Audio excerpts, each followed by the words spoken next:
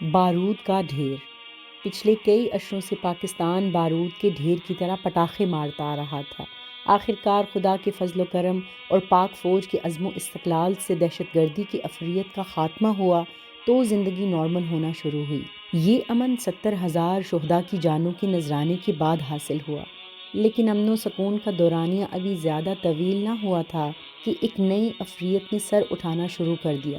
وہ معاشرے کا رویہ، معاشرتی اقدار کا اظہار۔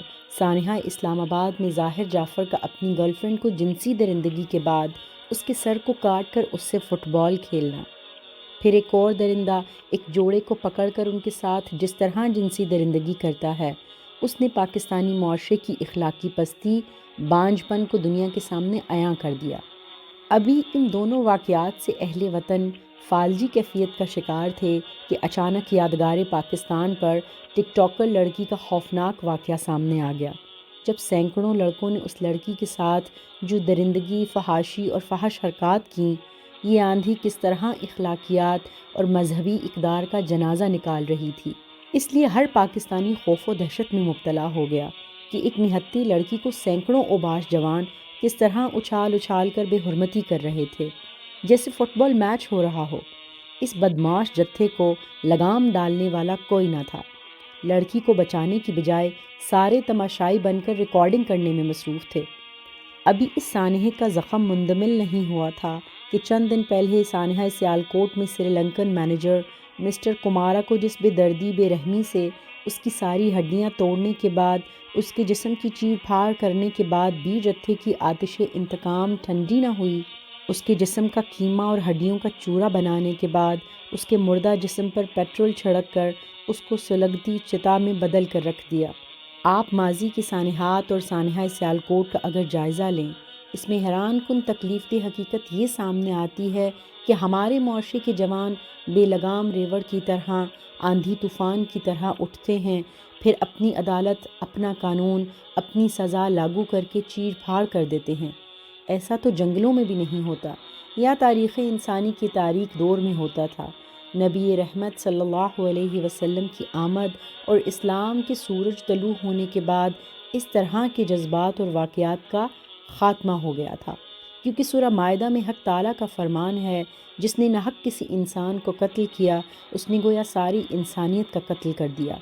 اور بھی سرتاج الانبیاء صلی اللہ علیہ وآلہ وسلم کی حدیثیں مبارکہ ہیں، جس کسی نے کسی دوسرے انسان کو ناحق قتل کیا تو وہ جنت کی خوشبو تک نہیں سونگھ پائے گا۔ جنت کا حصول تو بہت دور کی بات ہے۔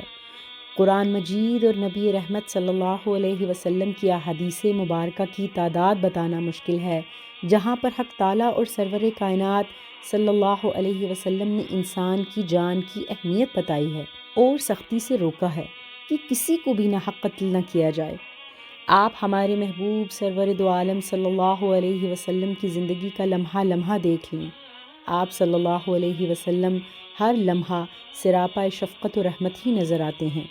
فتح مکہ اور باقی غزوات میں نبی دو جہان صلی اللہ علیہ وسلم نے کس طرح دشمنوں کو معاف کیا، یہ تاریخ انسانی کا درخشاں باب ہے۔ لیکن پاکستان میں آقا دو جہان صلی اللہ علیہ وسلم کے عشق کے دعوے دار کس بے رحمی سے جیتے جاگتے انسان کو بارود کا ڈھیر بنا دیتے ہیں۔ اگر آپ ایسے جتھے کا مشاہدہ یا ریکارڈ اکٹھا کریں تو 5 وقت کی نمازی اور متقی پرہیزگار چند بھی نہیں ہوں گے۔ چند جنگجو گروپ نے جتھے کی شکل اختیار کی، پھر معاشرے کے عام لوگ بھی اس گروپ میں شامل ہو کر چیر پھاڑ پر لگ جاتے ہیں۔ آپ اگر پاکستانی معاشرے کا بغور مشاہدہ کریں تو تلخ حقیقت سامنے آئے گی کہ ہمارا معاشرہ بارودی معاشرہ بن چکا ہے۔ ہمارے جوان ٹائم بم کی طرح بے لگام پھر رہے ہیں۔ ان کو جہاں موقع ملتا ہے یہ پھٹ کر معاشرے کے امن اور اخلاقی مذہبی اقدار کا جنازہ نکال دیتے ہیں، کیونکہ ریاست اور حکومت ان جتھوں کے سامنے بے بسی کی تصویر بنی ہوئی ہے۔ اس لیے ان بے لگام جانوروں کو کسی کا ڈر و خوف نہیں ہے۔ ان کا جہاں دل کرتا ہے بلا خوف و خطر ایک موب کی شکل اختیار کر کے اپنی عدالت اور فیصلہ سنا دیتے ہیں، کیونکہ یہ جانتے ہیں کہ مذہب کی حساس چادر اوڑھ کر یہ کچھ بھی کر سکتے ہیں، قتل کر سکتے ہیں۔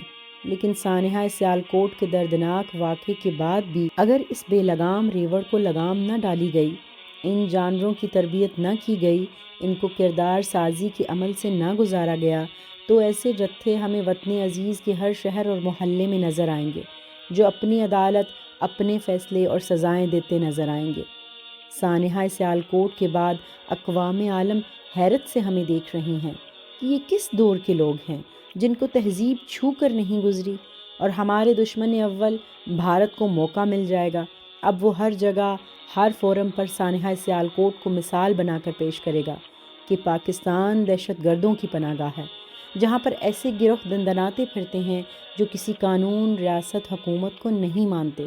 ریاست اور ریاستی قانون نافذ کرنے والے اداروں کو اب جاگ جانا چاہیے۔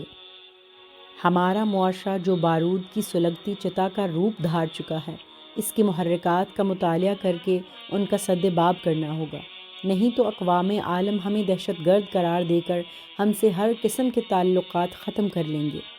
سانحہ سیالکوٹ کے مجرموں کو بلا امتیاز گرفتار کر کے قانون کے شکنجے میں کس کر سزائیں دینی چاہیے، تاکہ آئندہ سرپھروں کے ایسے ریوڑوں کو انسانی آبادیوں کو پامال کرنے کا موقع نہ ملے۔ اعتدال پسند، امن و صلح والے علماء دین کو ایک منبر پر نفرت، تفرقہ بازی کے زہر کا تدارک کرنا چاہیے۔ ہماری مساجد کی علماء دین کا ڈیٹا لیا جائے، اگر نفرت، تفرقہ بازی کرنے والے علماء دین کی نشاندہی ہو جائے تو ان کو روکا جائے، بلکہ مساجد میں خطبے کی اجازت نیک، صالح اور گریجویٹس کو دی جائے، جو تفرقہ بازی کی گولہ باری کرنے، تفرقہ بازی کی پنیری کو کاشت کرنے کی بجائے محبت، رواداری، پیار اور انسانیت کا پرچار کریں۔ ہمارا المیہ یہ بن چکا ہے کہ جب بھی ایسا کوئی دردناک واقعہ پیش آتا ہے تو چند دن تو ٹی وی شوز، اخبارات میں چرچا رہتا ہے، پھر ہم بے حسی، بے خبری کے غار میں اتر جاتے ہیں۔ ہمیں ایسے لوگوں کو سامنے لانا ہوگا جو انسانیت، محبت، امن، رواداری کا پرچار کرتے ہیں۔ نفرت اور تفرقہ بازی کرنے والوں کو رد کر دینا چاہیے۔ عشق رسول صلی اللہ علیہ وسلم کا حقیقی درس جوانوں تک پہنچانا چاہیے۔ اسلام کا حقیقی رنگ جوانوں کے ذہنوں میں ڈالنا ہوگا۔ اگر سانحہ سیالکوٹ کو بھی چند دن بعد ہم نے فراموش کر دیا تو وہ دن دور نہیں جب پاکستان کے چپے چپے پر ہمیں ایسے ہی بارود کے ڈھیر نظر آئیں گے جو ایک چنگاری سے پھٹ کر معاشرے کے امن کو اسی طرح برباد کر دیں گے۔